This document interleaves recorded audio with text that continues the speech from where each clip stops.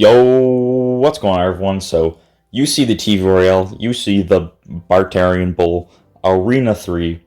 We're back with the CRL World Qualifiers, the finals for Arena 3. It's going to be intense, it's going to be great, and let's get into our first live match.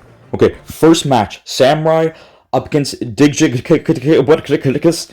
Alright, so both of them using fairly unique decks here. We see that Digjigwikus goes off with the Prince and the Battle Ram. First play, both charging down the field. E-barbs are placed to counter this.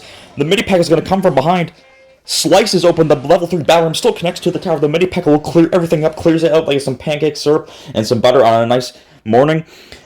Hog in the opposite lane. Barts do come down. Level 2 Barts are going to get shredded by the mini-packer. The Bats might come down for the Hog Rider. Bats come down for the Hog Rider. The Bats are going on town to the Hog Rider. The mini-packer does let them take care of all the Barts. So the Bats are flying down the opposite lane, but it's not going to do much because Digjigwikus doesn't have a lot to support these Bats. Actually, Samurai is going to go for a can here, and this is going to be the first interaction in our match, so we're only not even a minute in, and Digjigwikus is up by about 2 elixir right now. Those are Big Bone Jones at the bridge for no apparent reason. The cannon is going to get a lot of value on this Big Bone Jones as he just randomly put into the cannon. We're not really too sure why. The Goblin Barrel is selectively used to counter the Big Bone Jones, but again, we're to find out. Samurai hesitating. Big Bone Jones locks on the tower. Prince comes from behind. Goblin Barrel selected. What is Samurai doing? The Prince charges down the lane. Hunter behind the tower. Tower down. Just gonna go takes Samurai's tower. Hunter. All the balls flying everywhere, hits the Prince everywhere in the face. The Prince takes it with joy and says, give me some more. The Baby D is flying down that lane. Is the Battle Ram going to come up from Digjigwikus? And it does. The Baby D doesn't cross the bridge. This is huge for Samurai. This means that the Baby D is going to keep living and might chase the Battle Ram.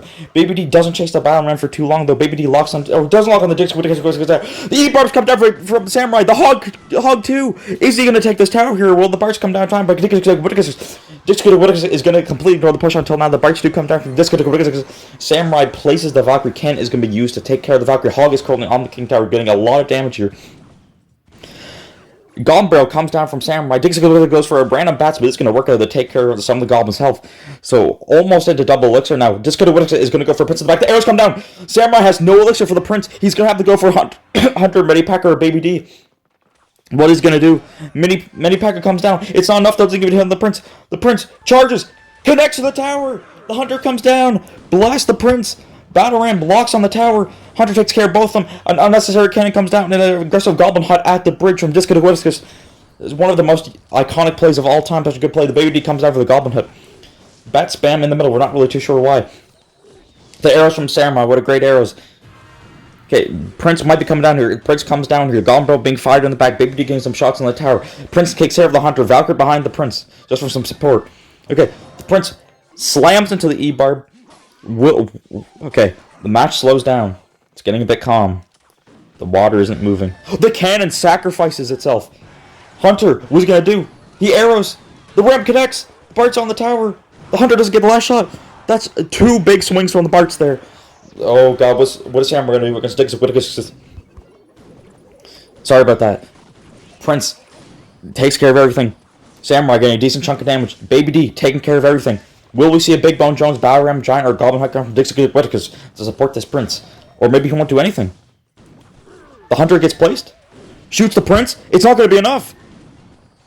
Oh, the arrows come down just in time. The Valkyrie.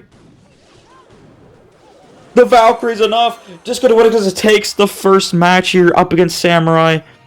Great gameplay from both of our players here. Let's move on to the next battle. Alright. We have Goku 1234 here up against Narzi XD. So Goku 1234, you know, he's an interesting player because you see his decks and you wonder, like, how do these work in his playstyle? It's odd at times, but you can't question him because here he is in the World Finals. Speaking of weird plays, off to a really aggressive start. Recruits Magic Archer, Dark Prince, Valkyrie, Spear Goblins. Dark Prince and Valkyrie already on the tower. Narzi's getting a lot of damage here. The Marcher's getting a lot of damage too, but nowhere near as much as Narzi's getting right now. That is going to be tower for Narzi. Big Bone Jones comes down, but it's too late. Ooh, bad battle run for Narzi, though. That's going to be a free 4 elixir down the drain. And Goku 1234 is really happy about that here. See what Goku can do with this counter push here, Big Bone Jones. Big Bone Jones, obviously a great tank. Drops his bomb on everybody and blows up everywhere, so we're going to have to see how well this works. So Narzi is going to have to go for a cannons minion, so that is a 6-for-6 trade, but he did waste 4, so... Wait, is that bomb on the tower? That bomb's on the tower! Huge damage for Goku here, and a huge elixir lead as well. Resetting, Goku is leaking elixir for some apparent reason. Maybe showing dominance over Narzi. We're not really too sure what Goku's doing here. Goku, are you still here? Goku is still here. So now that Narzi has caught up on elixir, obviously this is when you want to go in. Wait, he wastes the mini... Wait, no, sorry, not mini P.E.K.K.A. He wastes the Valkyrie and Dark Prince. He has to fireball these Barts. Can Goku defend this? Don't fireball it. Oh, the Dark Prince dashes past the fireball. No, no way. Dark Prince is going to be used for this battle. Are we sure that this guy's the right guy? Goku back in the match here. Marcher placed at the bridge because it's going to get a lot of damage. That's why. Look at the Marcher go shredding through the tower. Beautiful damage there. If Goku can take this tower from Narzi, he's back in the game. He's not too far behind on his healthy tower here. Recruits do come down in the middle. What side will he go with? He's going to push this side. Narzi going to have some pressure put on him, deciding what he's going to have to use for both these recruits. The recruits are going to poke the Musketeer. Musketeer does get taken out. Big Bone Jones comes down to threaten the other tower. Recruit gets a poke on the tower. Fireball comes down, because why not? Big Bone Jones walking towards the Spirit Golem. There's not a lot Goku can do here. 30 seconds left on the clock. He needs to make something happen here. 122 HP raining on left side tower. He's got to focus on the other tower now. Wait, the Marcher takes care of all the minions. The Marcher gets pushed. The Dark Prince splashes. The Dark Prince is splashing on the tower. It's so close. Please, Goku. Goku needs a miracle here. Fireball the tower. Fireball. The mini P.E.K.K.A. swings. Fireball the other tower. Goku. Fireball it. Fireball it. It's not enough. Goku falls to Narzi XD. Truly a tragic match. Goku, we're not sure what he's doing there. Leaking all that elixir, making all those funky plays. Usually the funky plays not an issue, but leaking all the elixir, definitely not something you want to do in such a high stakes game. Alright. Joa versus Alanita. So Joa, Joa is an interesting player. He's known for keeping it old school. He uses the same decks over and over again. He likes to keep it old. He's classy. He doesn't keep up with the modern decks, but whatever works for him. Starting off the match, very aggressive play from Alina here. Firecracker is going to get a beautiful pop on the tower there. Some nice damage, countered by the Knight, very good. The Goblins are getting a decent amount of damage on their side there. We see the Ram Rider selected. Level 11 Ram Rider charging down the lane. This could be a huge issue for Joa. Will it be enough? Is the mini P.E.K.K.A. placed correctly? It's not! The Ram Rider connects to the tower! Huge charge! The Ram keeps butting its head into the tower, just slamming and smashing and everything, and all those other words you can use to describe what that just happened there. Mini P.E.K.K.A. will get a lot of damage on the Valkyrie. Valkyrie is too weak to do anything now. Musketeer walks down the lane, fires at the archers. The archers aren't enough. They're like, yo, what's up? You come my hood. But the Musketeer's like, nah, I'm the G. Takes care of both of them. Firecracker randomly placed in the middle. Will we see a fireball? No. Archers, maybe. King Tower activation. We see the archers. Archers are placed down too late. Firecracker gets a huge shot in the tower. Their Goblin Hut placed in the back. Generates some pressure against Alina here. Goes for the Ram. I think Joa just accepts the fact that he's losing this tower here. Wait, he doesn't. The Ram charges and takes it. We all expected that, but the Prince could have been played a lot better there. The Knight is going to take care of the Ram. Prince charges on the tower. Huge lance sticking in. The Princess takes it, and the Prince just keeps giving more and more and more. She can't take any more. It's Thanksgiving, but she doesn't want any more stuffing. Musketeer is placed to take care of the Barts. Spirit Golem is putting so much pressure on the other tower now.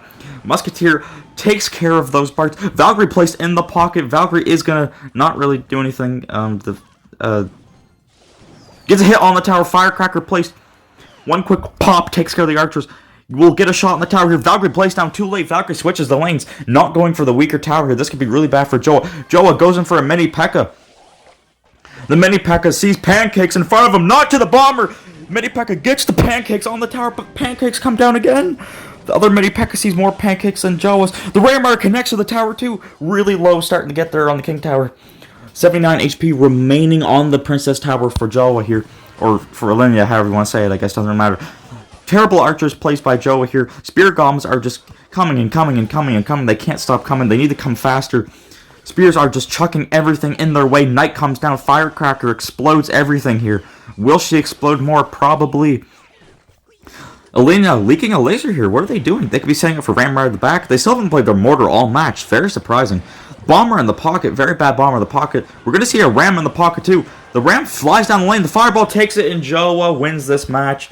Not even close, really. I mean, yeah, just Elena. They had the Ram Rider. They had the pressure, but then they just gave it up again. Like last match where the Elixir was not utilized properly. So, again, that is going to be GG. Let's head into the last match. Alright, the final match. Corteza versus Yi. This has been one of the most anticipated matches of the entire season so far. Both these players are very dominant in both their respective fields. Yi prioritizing bait, and Corteza, playing some sort of like RG, just, it's a bit of a funky deck. We're not really too sure why they run it, but anyway. Slow start here. Cannon does go in the back there. Now, if you're wondering why he just went Valkyrie in the back, this is actually so that they don't leak Elixir on a very advanced play. I know no one knew that, so that's why I explained that. Valkyrie's going to come down. Yi is just playing this very patiently, being very cautious. Maybe worried about what Corteza is using here. Known for their unique decks, to say the least. I'm not allowed to use that other word live on air. Hunter placed in the middle. Minipeg gets hit. The Rascal Boy, Valkyrie on the tower, gets taken out by the Skirmy and the Hunter, but a lot of damage there for Corteza. Yi takes quite the beating here. Fireball comes down. Could we see a Prince in front of this Hunter? The Prince comes down. It's too late though. Shoving his lance on the Hunter, making the Hunter go closer to the tower, getting more damage. Cannon gets taken out. The Prince on the tower. No charge, but a lot of damage. Goblin Barrel comes down. Not even necessary. Yi's just throwing the goblins in Corteza's face, saying, take this. I'll take your tower. You can take my barrel. Very good trade there from Yi. Corteza not defending. Yi up about 2.5 elixir right now. And a minute 30 left in the match. This is intense right now. The crowd is going wild. You can't hear them because, just the soundproofing's so good. Goblin Hut place, not really in the middle, off a bit to the left. Spears chucking. Dark Prince hops across the river, takes care of this Goblin Hut. He says, if I can't have it, you can't either. What does that mean? We're not too sure. Dark Prince is going to slam this Hunter's face, and RG is placed down. Will a Skarmory be used against this RG? The Skarmory comes down. Very expected play. The RG will get shot on the tower, so again, not a complete waste. 5 or 6 trades, so he gets a +1 trade and only takes 1 hit on the tower and gets some additional pressure. Cannon comes down, going for the King Tower. He's getting greedy here. He wants everything he can get. He's saying, go big or go home. I'm going home. I'm taking your wife, your kids, and everything I can get, including this tower. But Corteza says, no, I am not. I'm bigger than you. I'm stronger. You are not taking that. I have my rights. You are not taking that, buddy. Get off me. Stay away. But Yi retaliates, saying, nope, bub, it's over. It's Black Friday. I got the best deal right here, and it's winning this match because you are free, buddy. But Corteza retaliates with the bomber. Goblin Barrel flies down onto the tower. Will we see anything in response to it? We won't. Will we? We have to go RG here to take this tower. RG is placed. There's no Skarmy in hand to take. Sorry. There's no Skarmy in hand to take this RG. The offensive cannon. We need to see a little bit more from Corteza here. The Fireball. What was that? The prediction on the Spears. Corteza needs to keep pressure. He needs to get back to this RG. The bomber's placed again. The minions come down. This is it. You can defend. Corteza can't break through. It's over. Corteza loses against Yi. Yi wins. Almost taking the King Tower. That is intense. Ladies and gentlemen, that is going to be the match. The finale. Ladies and gentlemen, Yi versus Corteza. Corteza doesn't take the crown home. Yi takes everything home. Everything he wanted and more. And that is going to be the final match for the CRL World Finals. So congratulations to Yi on winning. And next season, we're moving on to the next bracket, which is Arena 4. We're getting up there in the arenas. Everyone's like, Arena 1, not that bad. Arena 2, Arena 3, pretty respectable. But Arena 4, this is where things start getting serious.